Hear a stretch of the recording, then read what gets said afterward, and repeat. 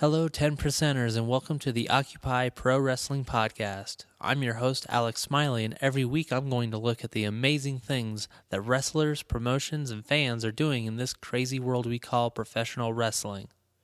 Thanks to everyone out there for your feedback and support after the first episode of this podcast. I'm hoping to make this a more regular thing going forward.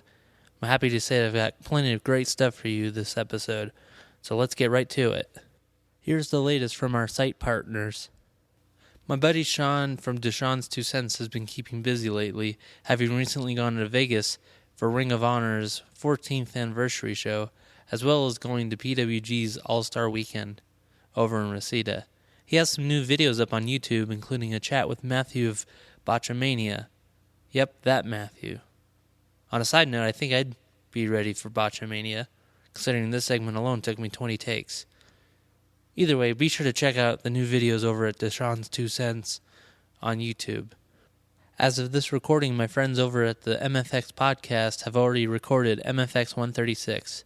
But in the meantime, be sure to check out the more recent episode where they did an alternative commentary for WWE Fastlane. It's about as hilarious as you can expect, so be sure to check it out. I recently had the chance to be on the Wrestling Mayhem show to talk about WWE Roadblock and play the Patreon and the Bank round of Mayhem Mania, among other things. So be sure to go check it out, along with a great episode of Indie Mayhem and much more at WrestlingMayhemShow.com. And now for this week's Wrestling Media Review. If you have a piece of media that you'd like me to check out and give my thoughts on, be sure to send me an email at info@powertothesmarks.com. Last summer, I found out about a new film that was looking for Kickstarter backing at the time, called The Boom Boom Girls of Wrestling. I told the filmmaker I would give a review for the site, and then life got in the way, but thankfully I can finally give my thoughts on the film. Imagine a suspense thriller with aspects of the wrestler and the current MTV product of reality shows. Imagine a dash of humor in the mix, and you have the brilliance that is the Boom Boom Girls of Wrestling. I had a lot of fun watching this film. I highly recommend it to anyone into those kinds of movies. For more info, go to theboomboomgirls.com. I also had a chance to check out a show from the International Wrestling Cartel out in Pennsylvania. They recently celebrated their 15th anniversary with the aptly named 15. From top to bottom, it was a great card to watch. My personal favorite was the RJ City Colt Cabana match. The show was produced by my buddies over at Sorgatron Media, the people behind such great podcasts as Wrestling Mayhem Show. And you can find this and other great wrestling shows from IWC, the Renegade Wrestling Alliance, Vicious Outcast Wrestling, Border City Wrestling, and much more over at indiewrestling.us. You can find great digital downloads from all these different companies. And from IWC, RWA, and more, you can even be able to buy DVDs. While you're over there, be sure to check out the Around the Indie blog by my buddy Matt Carlins, and be sure to let them know how much you appreciate the website. And now for this week's interview. This week it's all about positive vibes, as I had a chance to chat with Kenny Pete of the Mystery Men, the band that provides the tunes for this show. We had a lot of fun talking about Wrestlemania 2, PWG, Ring of Honor, CHIKARA, and staying positive in the midst of a generally negative internet wrestling community. Hello everyone, Alex Smiley here, and for those of you that have been listening to the show, you might have noticed the wonderful tunes that open and close us. The man I'm talking to today is one of the men behind those awesome tunes. This is Kenny Pete from the Mystery Men. Kenny, nice to have you on. Thank you so much, Alex. Thank you so much for for having me here. Thank you so much for playing the tunes and supporting the stuff. I played drums for many years in a bunch of different bands, and I got the idea to do this project called the Mystery Men, where we wear lucha masks and we play sort of ham bandy jamboree music, where we didn't write a set list and just sort of did these sort of groove things on stage in between stuff, lucha style and costume. And sort of the Mystery Men sort of turned into a way for me to like, okay, cool, I have this band, so I'm gonna tweet my wrestle thoughts through the band account, so that way I can not only use the wrestling stuff to promote the band, but also have that sort of be my wrestling voice, online. So it was, the other dudes who played, I've had the guys on the album were the core dudes, but I've done shows with many other guys and other groups of friends. Like as a musician, you sort of get to know a lot of people and have a lot of friends who do the same kind of thing. So you can just be like, oh, hey, we got offered to do a gig. You want to play bass? Oh, okay, cool. Hey, we got this thing. You want to play guitar? Okay, cool. We'll play all those songs we know. And then, it'll be our other friends and we'll be able to get to do stuff. So, that's sort of where all that comes from. And, I've just been able to, not only like get some of the music out that way. So some like-minded people can, enjoy some of the stuff that I, put out there. And then at the same time, been able to, meet a bunch of really rad people like you and tons of other folks. So I'm super stoked to be here and I'm, it's all positive, man. Yeah, it's awesome. Yeah, because I was checking some of the stuff out before. It's definitely some great stuff. I think one of my favorite bits was listening to the song because I try to remember the name of the track now, but one of your tunes was used for the opening theme for the season 1, if you will, of CHIKARA in 15, and kind of from there it's been fun to listen to. She used. Yeah. Cool. That's Funk You Out Your Shoes. Yep, that's the one. That's right. Yeah. Yeah. It was great because then I heard it one time on it was on one of the PWG Ponderings podcasts. They used the same track and I was like, oh, that's cool. Yes. I don't remember if it was a Viva CHIKARA or something else, but yeah, I remember that. That's really cool. They did some stuff for news. So yeah, the PW Pondering staff, they do a real bang up job over there and they're all awesome folks. And they're they're totally cool about using the tunes here and there about stuff. Oh yeah. Which is great. The Blue Meanie's a fan. He found the music video that we made for Keep My Heat On. And he found it through a different, an online video distribution network. And he'll always tweet music videos and stuff that he likes. He's a big rock guy. He loves Van Halen and loves Guns N' Roses and stuff. And he came across our video and was like, hey, these guys are awesome. And I'm just reading Twitter one day and I was like, the Blue Meanie's tweeting about my band. That is so awesome. And I'm just I get geeked, every time that kind of stuff happens. I'm just as excited. I also got to shout out, the first guys to ever put us on were, Dean Dixon and, Dan from the Hell in a Cell Talk Radio Network, who do a fine job. They do a lot of, hockey coverage of the show called Obey the Puck. That's Dan. And then they also do, a lot of, current mainstream recap stuff. They also do a lot of Combat Zone stuff. If you're into that, they cover a lot of that. And they do a real great show. And they saw us, Dean saw us in 2012. We played an awesome event, which we'll get into in a second. And, he was like, hey, this is awesome. I would love to have you guys on the show. And so ever since he was able to throw us on, which is great. So fun and good times through music. Nice.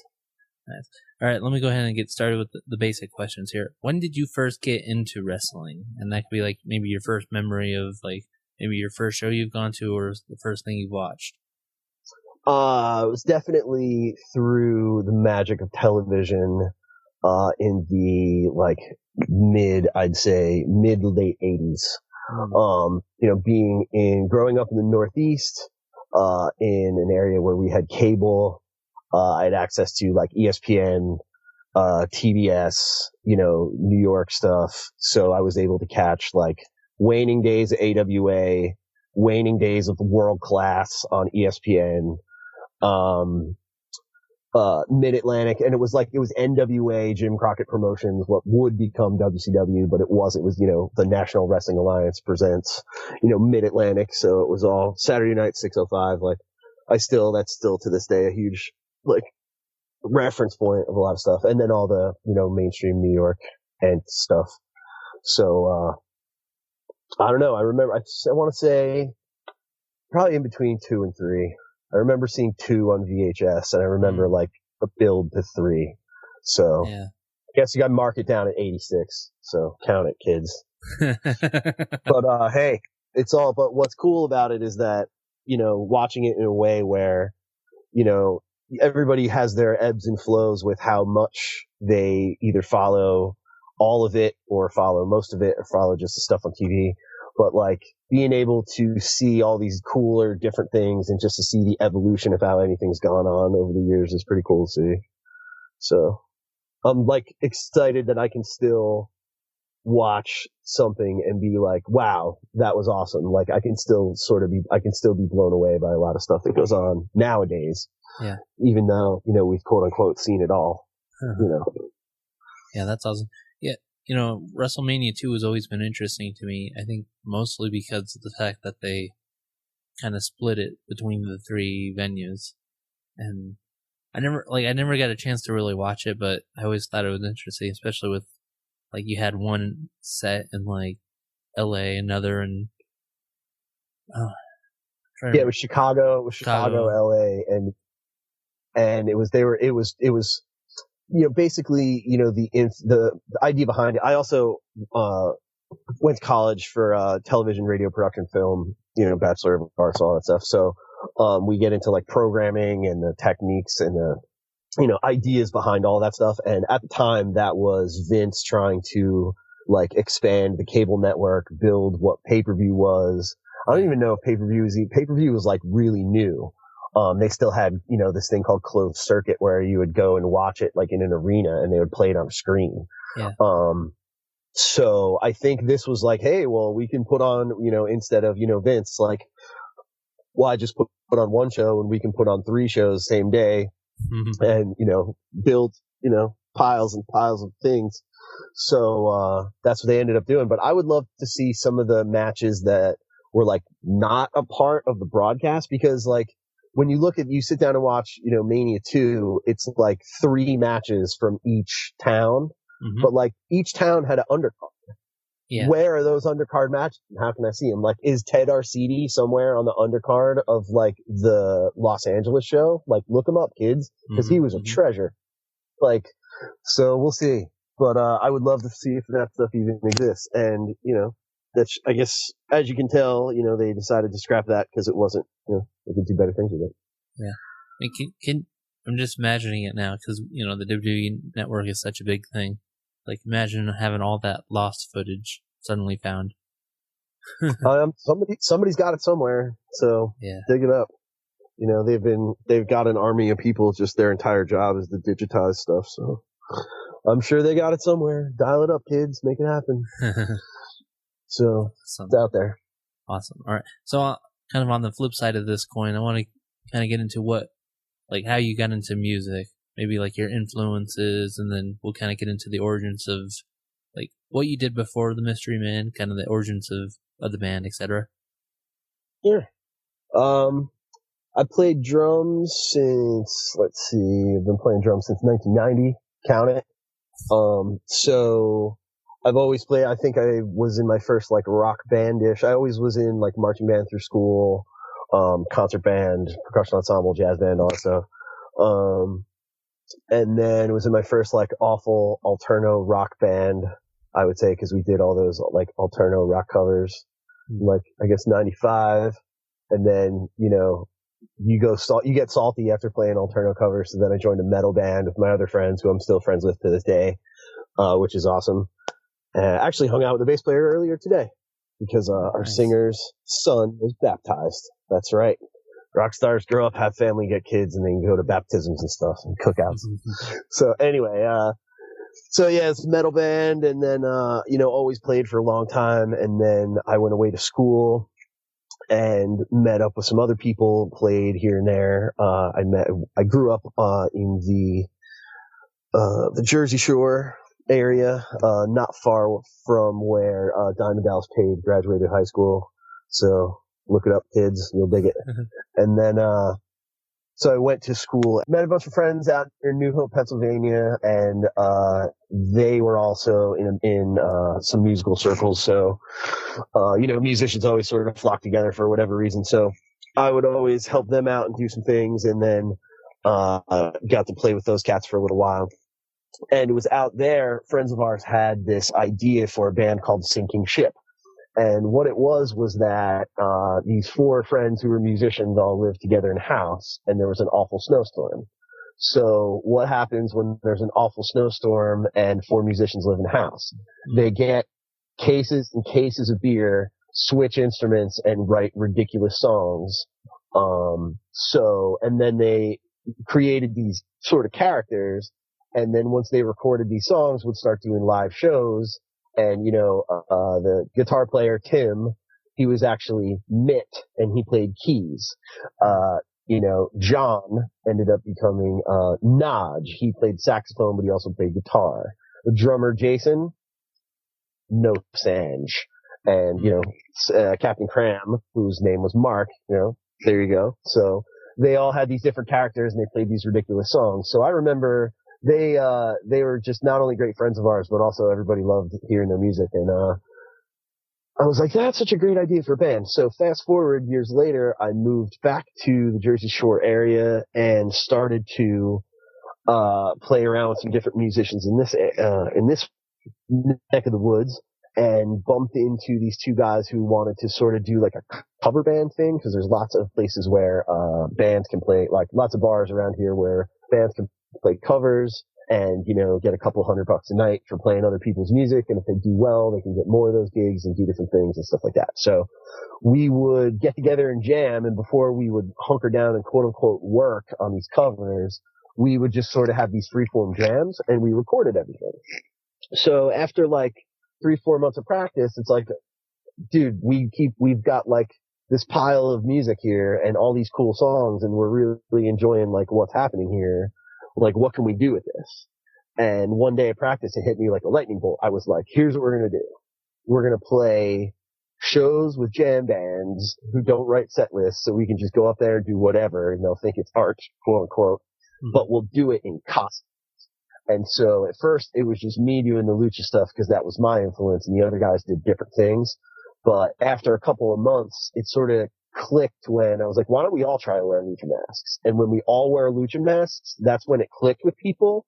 And they were like, oh, okay, we get it. It's like, you're different. You guys leave and then you do this thing and then you set up your stuff. Like, we would go into shows and be like, oh, we're the road crew for the Mystery Men. They're not here yet.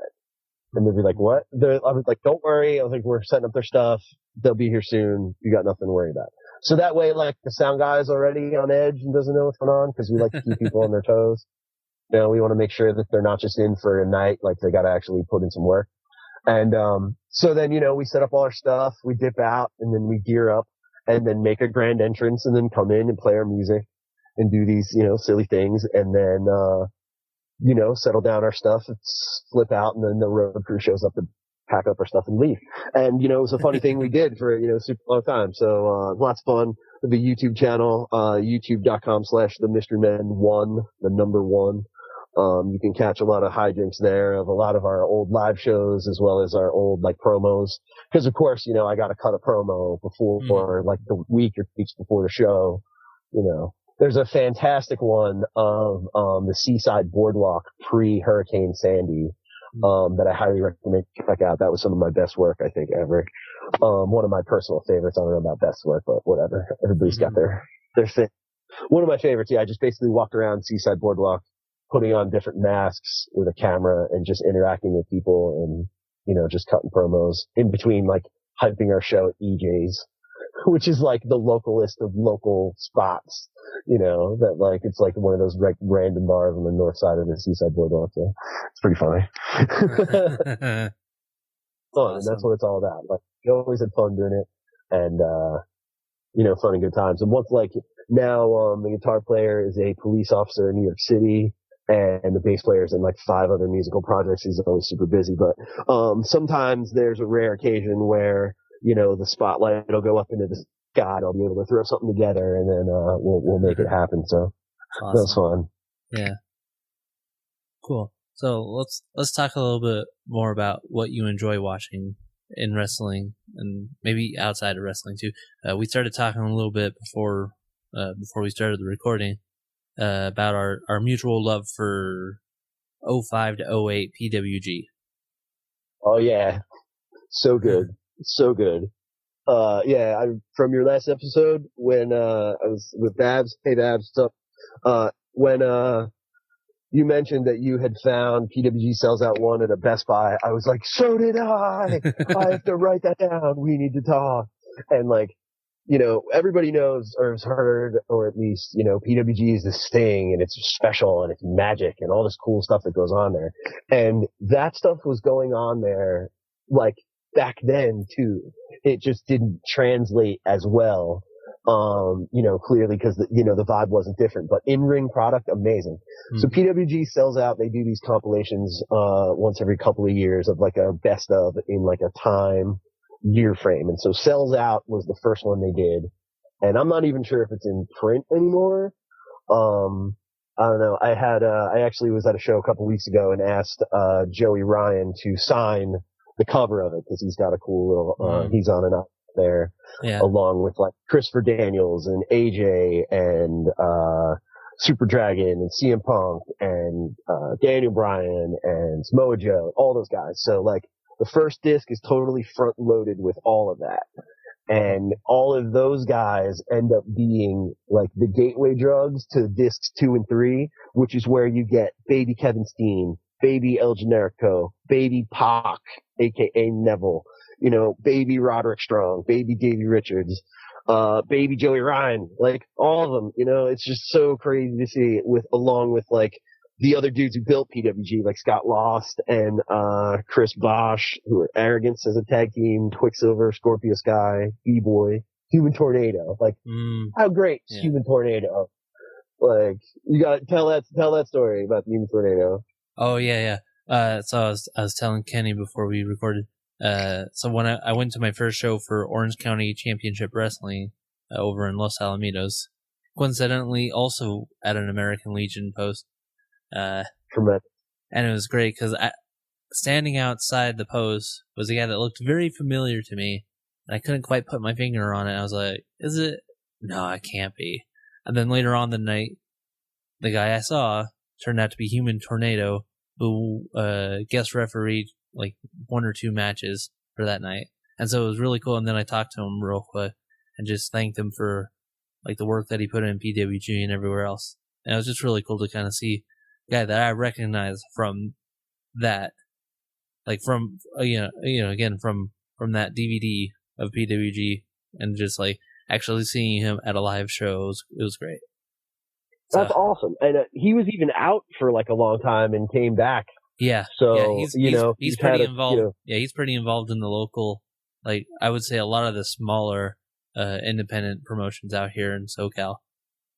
But, yeah. And that's awesome. I just thought that was so good. Like when I saw you on Twitter at HTizzle, I was like, oh, this is tremendous. I was like, the Human Tornado lives. I was like, this is so good.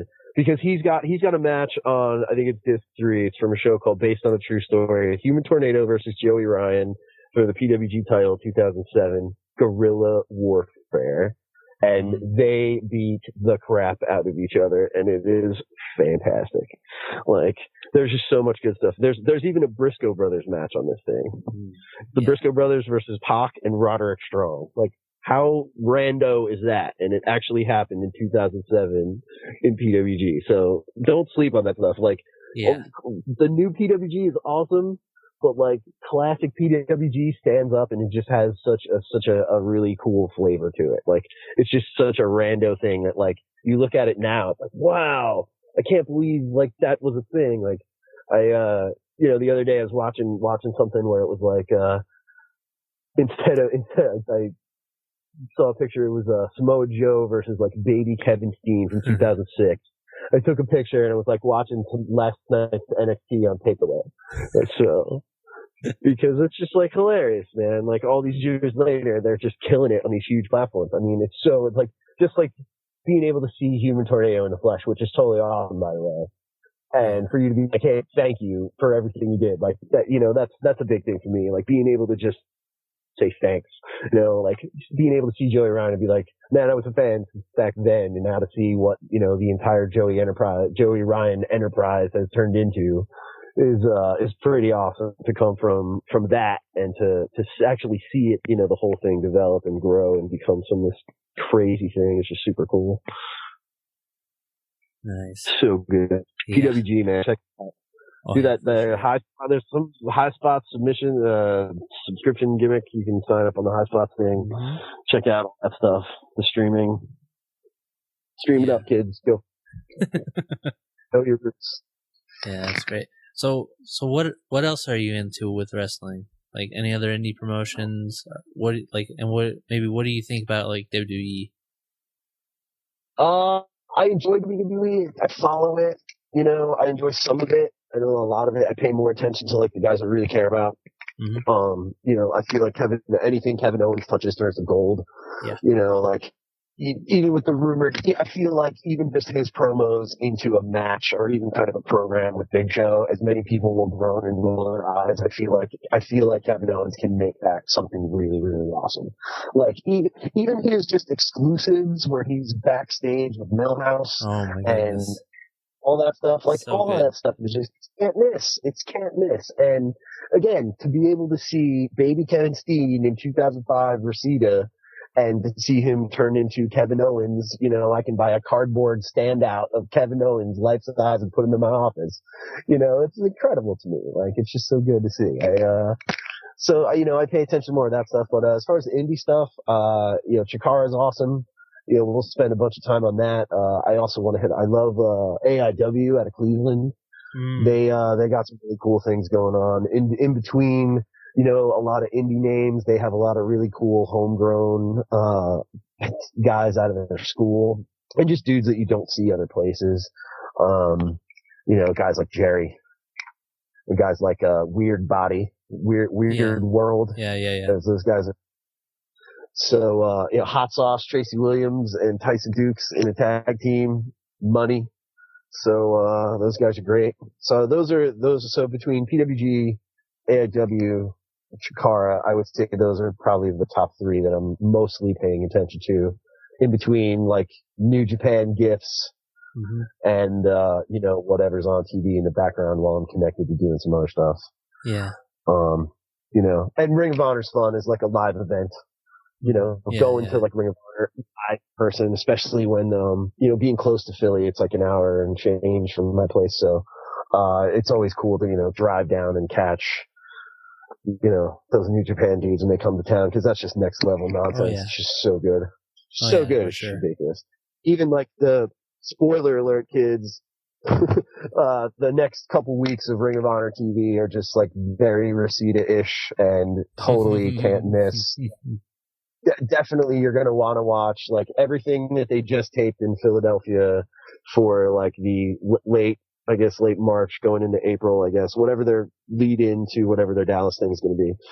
You know, whenever those TV starts airing, definitely check them out because all 3 episodes were can't miss because the entire night, top to bottom, was fantastic. So it's always awesome to see. And it's just great to see, you know, dudes just like practice the craft at that highest level, you know, in that kind of intimate environment, like, you know, being really close to exactly, it's like you're so close to watching a performance that's just like, you know, next level. It's not something you get anywhere else. It's definitely not something you get when you go see WWE or something like that. Like, you know. But like I have a rule. I don't go to pay-per-views or TV anymore. Strictly house shows because I can watch TV or pay-per-view from my house and be much more comfortable. And house shows are when guys get to break script and screw around and do cartwheels and, you know, make fun of people and like have funny stuff. You know, it's like you always hear about. Like, I'm a big fan of, MVP's podcast on, MLW radio. He does with, former writer Andrew Goldstein, the VIP Lounge. And, he talks about a match he had with Shelton Benjamin from Tupelo, Mississippi, where they, like a half hour and they went like New Japan style. Because I think the main event was Edge versus the Great Khali and Edge was like already kind of hurt or beat up or like, hey guys, like, you're going to have to put in some time tonight. And MVP and Shelton just sort of looked at each other and were like, all right, we're going in. Let's do this. I think the U.S. title was on the line. I forget who was champ or whatever. But, like, that's the kind of stuff. Like, no one's ever going to see that or hear about it or whatever. Like, if you weren't there, you know, like, it's just going to be one of those stories that, like, you know, Mick Foley built the wrestler book industry on when, you know, because he's got tons of those in Have a Nice Day. Like, you go back and read that. It's like, he's the reason why any wrestler has a book, and it's because it's full of awesome stories about matches on house shows that like no one ever saw. So that's why that kind of stuff is what I personally enjoy about, being able to see all this and being able to see, the craft be performed at that kind of level. So that's more than like a TV show or a big giant video wall screen that like, I have to wear sunglasses to shade myself from to be able to, actually watch what's going on from like far away. I'd much rather, have that closer, intimate experience where you can, really get into it. Yeah, I hear you. That I remember that's kind of the experience I had. I went to a Raw last March. I went to like the one right before WrestleMania over in Staples Center. Mm-hmm. It was fun to be there, but I understand what you're saying. Like, yeah, it's like in half the time to really watch what's going on, you have to watch the Titantron. And it's like, especially like the funniest thing for me is like when you know that you're watching on the Titantron basically what they're showing on TV, but you don't hear anything. So, for example, during one of the tag matches one of the multi-man matches involving like the guys from the ladder match or the Andre the Giant Battle Royal, something like that. Right. They would go to like this one of their special celebrity guests that they had, and they'd cut to him sitting at commentary saying something. And on the Tron. And yeah, and it's like if you're watching the screen, you just you see him talking. You have no idea what he's saying unless you're actually watching it on the TV. Exactly. So stuff like that is fun. Yeah. So that's why I enjoy the house shows, because it's like the guys get to, just sort of do what they want and have a good time and do their thing. So it works out. Like, I will say one of my favorite things about going to that Raw taping, which on a side note, the fun part about that Raw taping was, because they were just trying to get everything kind of taped ahead of WrestleMania. I think they like basically taped main event, Raw, and then like SmackDown, or at least parts of SmackDown. Oh man, that's a long night. All that, it was a long night. But one of my favorite things during the Raw taping was when they do the when John Cena was like doing his open challenge, and like like he had the U.S. title, he was doing the kind of the hard sell for the pay-per-view and for the feud with Rusev, and you know how all the cool kids are when John Cena comes out and everyone's chanting John Cena sucks to his theme music. I'm the one guy sitting play it on Kazooie if you want. Right. I'm the one guy sitting about halfway up from front row chanting America to the same tune as everyone else doing John Cena sucks. I still have a video somewhere saved of me doing that. Exactly. America. That was one of my favorite things. So, so good, man. That's great. You make the best of whatever situation you're in, Cheer the good guys, man. I'm a big cheer the good guys. I'm into cheering the good guys. I'm into booing the bad guys. Mm-hmm. Except for Kevin Owens. He's the only guy I make it past. I mean, it's just all the other bets get booed. Yeah. So TV's fun. At least to just say that you've been there once, But it's like the live experience is cool, but as far as like, you're gonna come away with it like, okay, I saw like one really good wrestling match.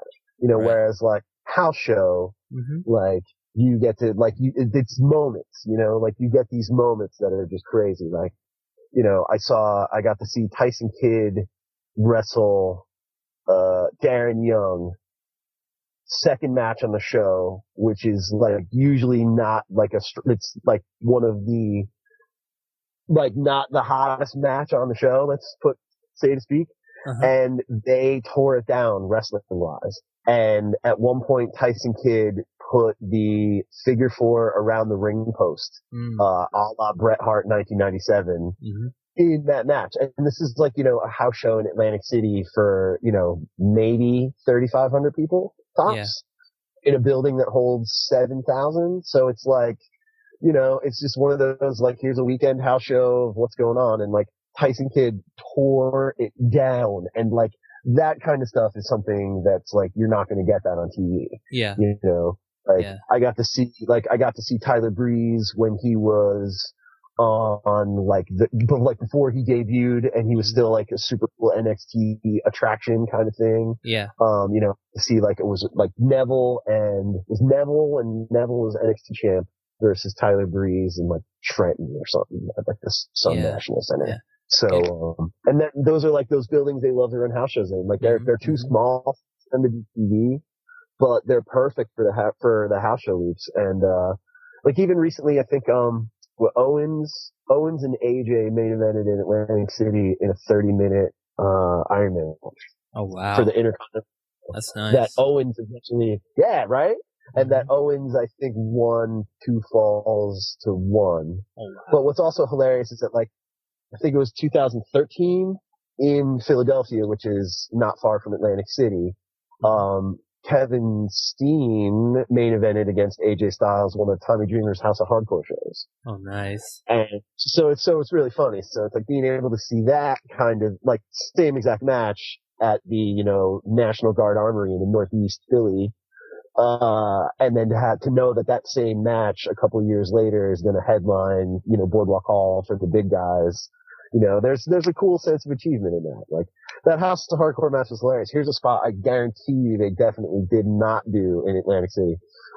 After the match opens with, Owen Steen and because he was Kevin Steen then, so that's how I'm going to reference him. He was Kevin Steen then. Okay, everybody, settle down. It was Kevin Steen. Kevin Steen and AJ. They open. It's like 12 minutes just brawling outside the ring, and then when they do get back in the ring, Steen locks in a chin lock, and then acts like he falls asleep. Like. He doesn't try to move. He doesn't try to work the chin lock. He doesn't do anything. He just, like, dead guy, face down, passed out, doesn't move. Like, for a good, I don't know, like, uncomfortably long time, for people to quote unquote get it, And once they finally did, they went along with it, but it was really funny because he did like one little move like 10 minutes after not doing anything and literally nothing. Like he just lazy. And it's the funniest thing so bad, but I guarantee you that would not fly. Yeah. Brooklyn Brawlers in the back. What is he doing? Why is he laying up? What's the dead fish routine all about? Brawler in the headset's a little Nate telling him to get up, do stuff. Yeah. So, but hey, it's cool though. It's cool to see, like, I don't know. It's seeing what a different painter would do with colors. Like Rembrandt would this way with these colors, and Picasso would paint a completely different way with these colors.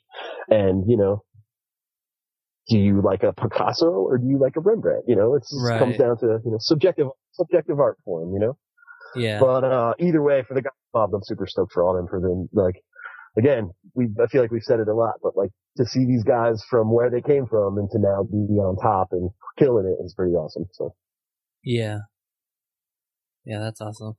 So, kind of going on the other side of the coin again for a second. So, what are you currently listening to as far as music goes? Anything you like in particular as far as bands or genres? Oh man, I'm all over the road because I like everything. I can't stop listening to the new Black Alicious album called Imani. They are famous. You might know of the rap song that Harry Potter does called Alphabetic Aerobics. Yeah. They wrote that song, and their entire career is definitely worth checking out if you enjoy hip hop. If you enjoy hip hop done right, I highly recommend Black Alicious, as well as Lyrics Born and Jurassic 5. All those guys are sort of that same sort of Southern California independent style. Hieroglyphics. Nice. They're another ones. They're another whole Coast posse I love. I love all those cats. But I'm also into like, I'm seeing this band in a couple weeks called Tortoise. They're 5 guys. They're from Chicago. They make this really like, it's jazzy, synthy, kind of sleepy, instrumental, like homeless music. It's really hard it's like soundscapes almost. It's kind of hard to really describe. I would just say listen to them. It's trts.com. They just put out a new record. It's really, really good. let's see. And then I got a lot of rock, like heavy sort of grungy rock stuff. Like I love BOCs. Those guys are pretty awesome. Shout out to a great band from the Carolinas called Grown Up Avenger Stuff, who just put out a new album that's pretty awesome. So, like, I'm all over the road. Like, I'm jazz, I'm rock, I'm metal, I'm hip hop. I love reggae too. I got this thing where I've been playing kazoo, horn lines over, like, I'll listen to a lot of reggae in my car, and I'll just pick up the kazoo and start playing the horn line to the reggae song. Mm-hmm. So, you can check out a couple of those at Kenny P Drums with a Z. So they're out there. So yeah, I mean, I'm a huge, music and, pro wrestling are like my, I couldn't tell you an actor's name. I couldn't tell you, I saw Jurassic World, but I didn't know Bryce Dallas Howard was in it until I heard a podcast afterwards describing the movie and withyourx.com. Yeah. They're good folks, Mark and Mal. They're awesome. But anyway, I'm not into TV. I'm not all that much into movies and stuff like that. It's a bunch of wrestling and it's a bunch of music. So that's my style. Okay, cool. But yeah, definitely did want to what brought this to tie it together. When Dean of Hell in a Cell Talk Radio, he reached out to us. They were the first ever podcast to play the Mystery Men on their platform and stuff. They saw us play a show that CHIKARA put together called The Blank Canvas back in 2012. It was the same weekend as Under the Hood at the Trocadero. Yeah. And what it was pretty awesome. This was when Ophidian, the portal had split, and Ophidian had just wrote Death to Amasis, the rap song he put out. Oh, yeah. And he performed that song on stage with Kate Knights that night, which was awesome. Nice. And it was funny because it was also it was an art show. There was Zia Hilty had some photos that were up. There was some sketch comedy. There was Gavin Loudspeaker did a song. His classic acoustic that we always love. Mm-hmm. Song. There was an impression contest. I remember, Mr. Touchdown has an awesome, The Rock impression of The Rock was really good. And then we got to play, the Mystery Men got to play about a half hour, and then, I guess we played too long because at one point Ophidian flipped out and he just got up on stage and made us stop and kicked us off and said we were terrible and fake luchadors and no one came to see us and we were awful. And then, he made our bass player set up, Kate Knights' guitar, and they did the song afterwards. And I was kind of salty afterwards, but he is a snake, you can't really trust him. Yeah. So it's to be expected. It comes to the territory, but.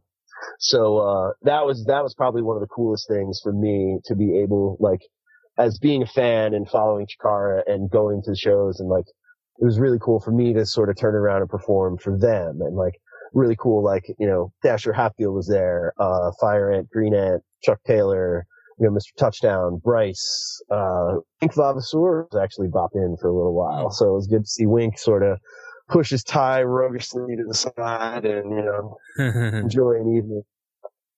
And so, it was a lot of fun. It was really cool for me. So, it was funny. It was the snare drum that I used that night.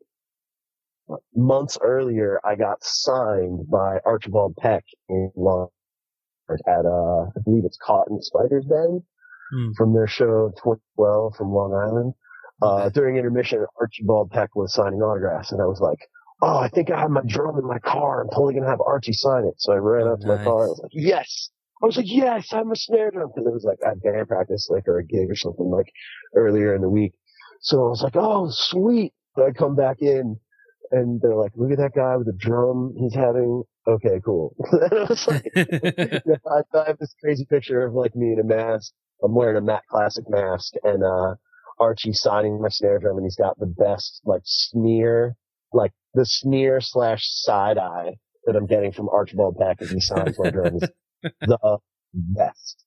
Like, it's just the best. So, it was pretty cool to be, I played that drum, that night. So that was pretty cool. Same drum I had Archie sign was, same drum I got to play that night, which is pretty rad. And, that was pretty cool. Like, not everybody, everybody gets to do, not everybody gets something that not everybody gets to do. Like, it's a really cool event. It's not just like your average sort of, hey, we played this venue, or we got to play this city once, or we got to do that. Like, really, really cool, unique event that, I was glad I was able to do with those cats. That's cool. That's awesome. So kind of want to start wrapping things up. Is there anything else you want to talk about, wrestling or music wise, before we kind of get to the final stretch? Hey, being that this whole thing's positive, like, be positive, man. Let's talk about the stuff we like, and let's champion the people we appreciate, and let's not spend our time talking about stuff that we don't like and tearing down people that don't mean anything to us or that we don't care about or appreciate, because there's tons of things in music I don't like, but you won't hear me complain about it. Once in a while I complain about it, but over the while I try to keep positive. Just like there's a lot of stuff in wrestling that goes on I don't like. They should be booking these dudes. That guy shouldn't have to drive this far to bleed that much and get paid that. Whatever. But I'm not gonna get crazy. Like, I'm gonna be positive. If they're positive and that's what they want to do, then that's your way to do it, and I'll be positive that way. And the world's big enough for all of us to be positive people, because it works. Positivity works. Optimism, yes. Yep. Good times. Support what you like. I'm thankful for the New Day for kind of spreading that message within the mainstream WWE. Don't you dare be sour. Don't you dare be sour. Because clap for those world tag team champs and feel the power. Feel it. It's coming. It's coming at you. I just, we talked a lot about a lot of everybody else, but CHIKARA is awesome. I'm a huge fan of what they have going on. I really appreciate their quote unquote flavor of ice cream. To beat that dead horse one more time. Like, I enjoy going, like, the Wrestle Factory shows are fun. They've definitely got some cool things going on. I appreciate the last year of the Challenge of the Immortals. I know it was kind of tough for people to sort of follow or get through, or, but those, Top Banana, if you haven't seen it, definitely see it, because it's tremendous. Yes. So good. Such a great show. And I feel like 2016, the season they have this year coming up, is going to be really good. And, I'm really psyched about all that stuff. And I'm really psyched for the return of the Tag World Grand Prix in April. Yes. So, really psyched about that, because once that's over, they got one more announcement to make. It's going to be good times. Yeah. Actually, that reminds me, speaking of announcements, did you catch that they're actually doing, because I guess they're finally taking their DVD stuff in-house? Okay. Yeah. I was checking it out and I thought it was really cool. So, basically they've got the best of 2015 available on DVD or Blu-ray, and they've got the first two shows of the season. They've actually got it in one, like, DVD or Blu-ray kind of package deal. Right. Which is smart. Yeah. And then they just put out, I think they also just put out National Pro Wrestling Day as well. And so it's interesting because, like, that was an awesome day. That was a great show. And I think it's pretty cool because, like, for the price that they're asking for, it's like, I think $20 for the DVD and then like $5 more for Blu-ray. It's actually not too bad because, like, it's, yeah, go ahead. It's because it's a reflection of, like, kind of the increase in the shipping costs and whatnot. But it's also like, because like I said before, like, you've got the best of 2015 all in one DVD. Then you've got two shows in one package, and then you've got National Pro Wrestling Day, which, from what I understand, had a ton of matches. So it was, what's so great about CHIKARA now is, like, you can consume it pretty much any way you want. If you want to just download a single match from their website, you can. If you want to download the show from their website, you can. If you want to stream it, you can. If you want to subscribe to CHIKARAtopia and be able to look up how awesome the future is now is from 2009, or like if you want to catch, the Osirian Portal winning the Campeones de Parias and holding it for like 300 days, Chikartopia, like it's right there. It's all like dial it up and just check it out because it's awesome. Like, you can get DVDs, you can get the Blu-rays, you can get the digital stuff, you can stream it, you can get single matches, you can get full shows. Like, the production has definitely grown leaps and bounds in the past 2 years from a new start to now. Like they've definitely, gotten a lot better and they've had some stumbling, along the way, but I think that they've gotten a lot of those issues fixed and, audio's coming out a lot better. The, crew's doing a great job doing their thing. So definitely worth checking out and definitely worth seeing. I mean, and you can follow Chikara as little or as much as you want to. It's a choose your own adventure. If you just love the way that Hermit Crab does his Hermit Crab style, you can just watch Hermit Crab matches. And like, that's awesome. So if you want to watch the whole shows, you can. If there's only just, hey, I just want to watch these guys, you can. Like, they've done a really great job of being as accessible as possible. Much more than I think a lot of their contemporaries in a lot of ways.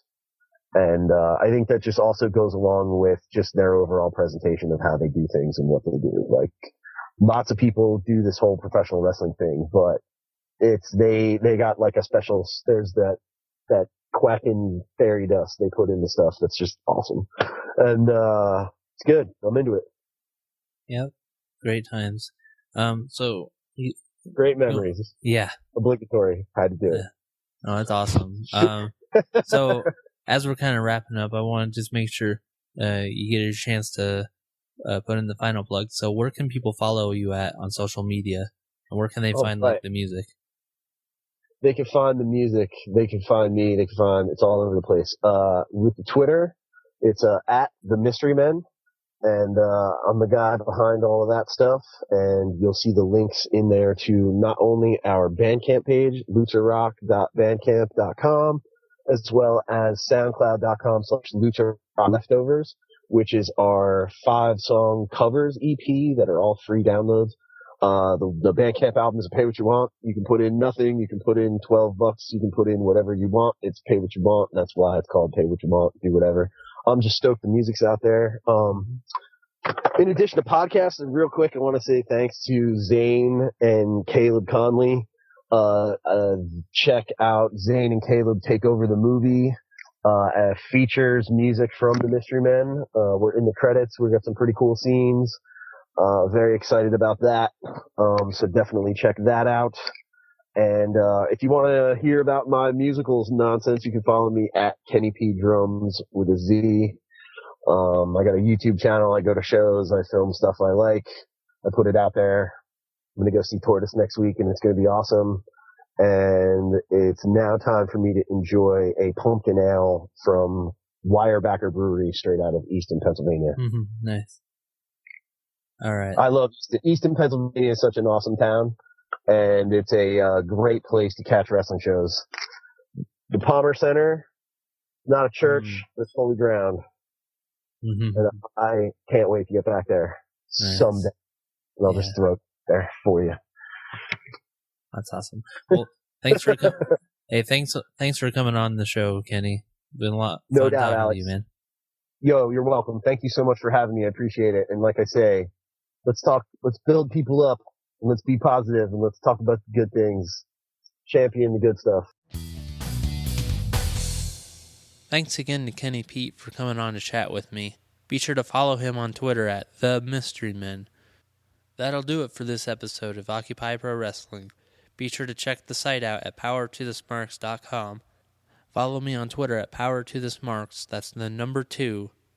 And be sure to like Occupy Pro Wrestling on Facebook.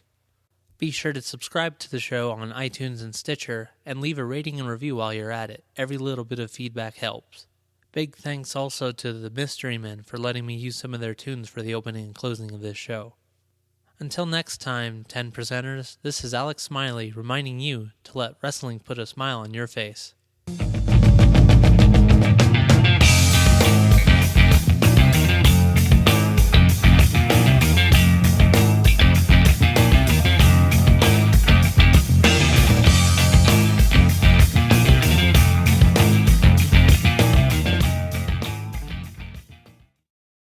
He's a city for justice, a city for love. He's a city for peace for every one of us. We all need him, can't live without him. RJ City, oh yeah.